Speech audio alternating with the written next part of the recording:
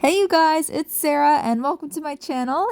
In this video, I want to show you how I make my Winnie the Pooh's balloons activity the page. So I've got all these pieces cut out, and as always I'm starting with an 8" by 8" or 20cm by 20cm sheet of felt. And I'm going to start by gluing 2 copies of my Pooh Bear together. I've got all of these templates available on my Patreon, by the way, so if you want access to these templates in bulk, you can get them there. And then I hot glue on his red shirt and his face. And then I go ahead and use a black Sharpie marker to draw on the details of his face and body. The next thing I'm going to do is I cut this tree out by hand. There is no template for it because I find it's quicker to just cut it out by hand. I put a dab of hot glue on the back of it, and I just to keep it in place for now, I will be sewing it on. And then I'm going to hot glue on these circles. You could also sew them if you wanted to, but it's quicker to hot glue them. And then I'm going to just sew on the branch part of the tree. I'm going to be sewing the edges later when I actually sew the final thing together, so I don't sew at the edges. Then I'm going to take this super thick thread and needle, and I'm going to put it through the back of the page and through Pooh Bear's hand. And I'm going to do that twice to make it so that there's 4 strings that are coming out of his hand. And then this way he can still move and kind of dangle from the balloon strings, but he stays attached to the page. After that, the next thing I'm going to do is go ahead and sew on the top of this honeycomb. I actually should have done that while I had my sewing machine out and I was sewing the tree, but I forgot. In the future, I'll just do it at the same time I do the tree. That's what I normally do.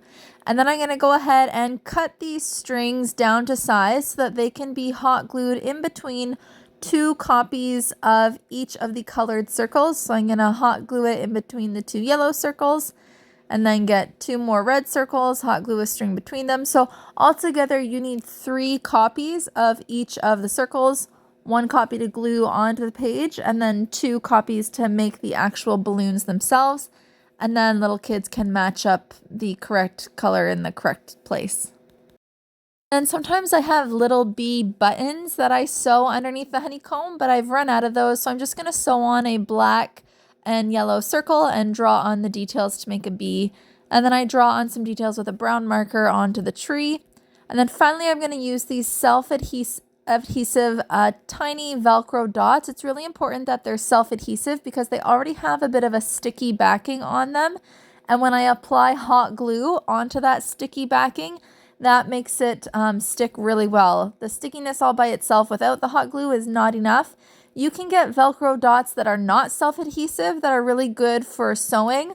But if they're not self-adhesive, they will not stick well with hot glue because they don't have that sticky backing on them. They just have this really smooth, flat surface. So make sure you get the self-adhesive ones if you want to use hot glue.